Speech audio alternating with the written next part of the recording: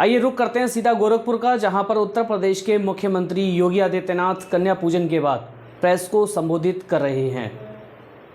शारदीय नवरात्रि की आज नवमी तिथि है। आदिकाल से भारत की सनातन धर्म की परंपरा वर्ष में 2 बार वासंतिक नवरात्रि और शारदीय नवरात्रि के आयोजन को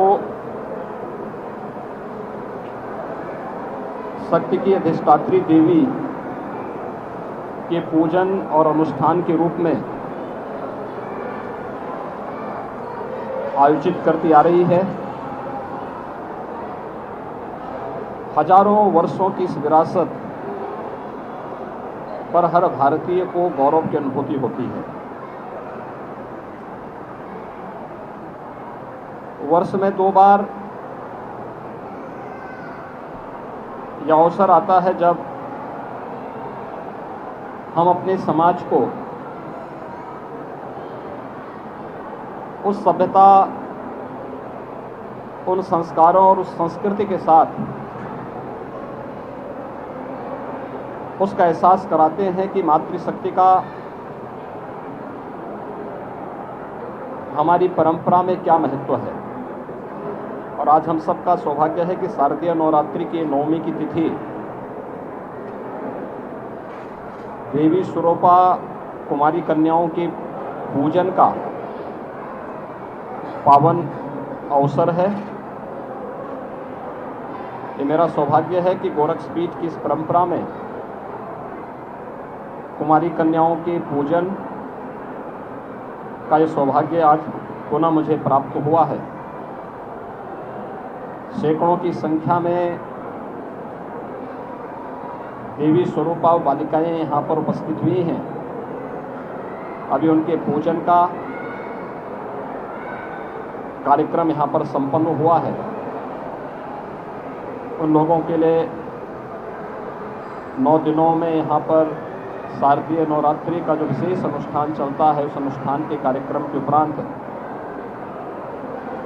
आदिशक्ति मां भगवती दुर्गा के भोग प्रसाद के लिए जो प्रसाद बना हुआ है वह उन्हें इस समय वितरण करवा करके उन सभी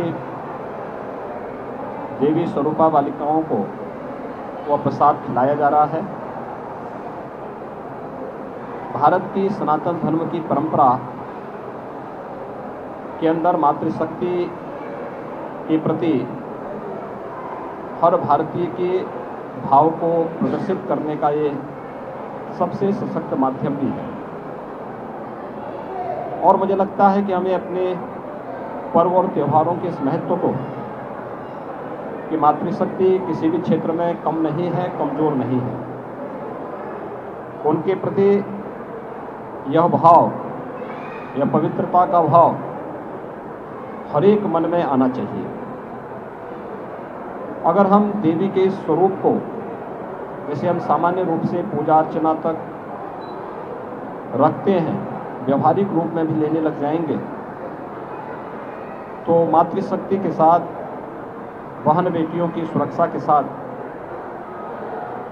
यदा कदा जो घटनाएं देखने को मिलती हैं उनको नियंत्रित करने में सफलता प्राप्त होगी। हमें इन संस्कारों के साथ और इस परंपरा के साथ जुड़ना होगा।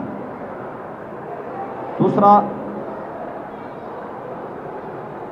शक्ति की अधिष्ठात्री देवी की पूजा का महत्व इस बात को प्रदर्शित करता है कि वो आदि शक्ति है।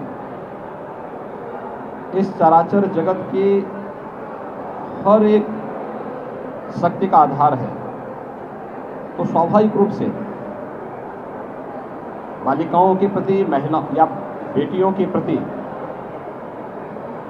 प्रत्येक नागरिक को अपना दृष्टिकोण बदलना होगा। वे सबला हैं, हर एक क्षेत्र में नेतृत्व दे सकती है, समाज को योग्य मार्गदर्शन कर सकती है। इसलिए बालिकाओं की सुरक्षा के साथ साथ उनकी शिक्षा, उनके स्वास्थ्य और उनके स्वावलंबन के लिए, उनके सम्मान के लिए अभियान को आगे बढ़ाना होगा। हमें इस बात पर प्रसन्नता की अनुभूति है कि सरकारें इसके बारे में काफ़ी चैतन्य हैं। प्रधानमंत्री मोदी जी ने बेटी बचाओ बेटी पढ़ाओ के माध्यम से जो अभियान प्रारंभ किया, वह बेटी को बचाओ के लिए भी है और बेटी को पढ़ाने के लिए भी है। एक बेटी बचेगी, एक बेटी पढ़ेगी, तो वह समाज में सम्मान और समाज में स्वावलंबन के मार्ग का अनुसरण स्वयं करती हुई दिखाई देगी। समाज की चैतन्यता उसे आगे बढ़ाने में मदद करेगी। मातृवंदना का कार्यक्रम या बेटियों की सुरक्षा के लिए चलाए जाने वाले तमाम ये कार्यक्रम हमें इस दिशा में एक नई दिशा प्रदान करते हैं। प्रदेश सरकार ने भी इस दिशा में बहुत सारे कार्यक्रम उठाए हैं। खासतौर पर मुख्यमंत्री कन्या सुमंगला योजना, जिसके माध्यम से बालिका के जन्म से लेकर के स्नातक तक की शिक्षा के लिए फ्री एजुकेशन के साथ ही उन बालिकाओं के लिए 15,000 के एक पैकेज की व्यवस्था इस योजना के अंतर्गत प्रारंभ की गई है और 10 लाख से अधिक बालिकाएं अब तक इस योजना से आच्छादित हुई हैं। इसी प्रकार से प्रदेश के अंदर सामूहिक विवाह की योजना के माध्यम से भी उन गरीब कन्याओं की शादी के लिए जिनके अभिभावक इस योग्य नहीं है कि वे अपनी बालिकाओं की शादी करवा सकें, इस दिशा में भी एक प्रयास हुआ है, जिसमें अब तक लगभग 2.25 लाख बालिकाओं की शादी ब्याह के कार्यक्रम सफलतापूर्वक आयोजित हुए हैं।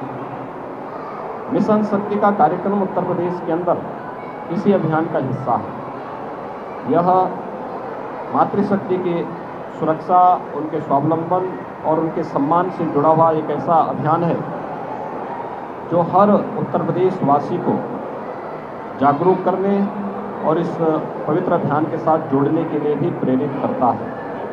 आज महानवमी का यह पर्व 9 दिनों तक आदिशक्ति माँ भगवती दुर्गा की पूजा के उपरांत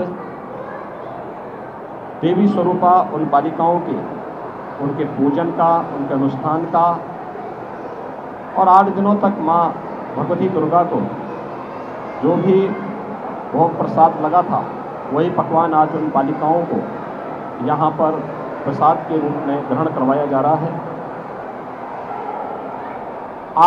9 दिनों तक नवरात्रि के इस कार्यक्रम के उपरांत कल विजयादशमी का पर्व है। सत्य, न्याय और धर्म के पथ का अनुसरण करते हुए बड़ी से बड़ी ताकतों को कैसे परास्त किया जा सकता है, विजयादशमी का यह पर्व हम सबको सत्य के मार्ग का अनुसरण करने, धर्म के पथ पर सदैव निरंतर आगे बढ़ने की प्रेरणा प्रदान कर रहा है। सत्य और न्याय जहाँ होगा, धर्म जहाँ होगा, वहाँ विजय अवश्य होगी। विजयादशमी का यह पर्व भी हम सबको इस बारे में एक नई प्रेरणा प्रदान कर रहा है।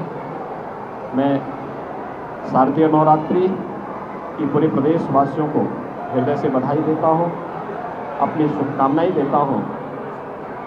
शारदीय नवरात्रि के उपरांत कल विजयादशमी का पावन पर्व होगा। मर्यादा पुरुषोत्तम भगवान श्री राम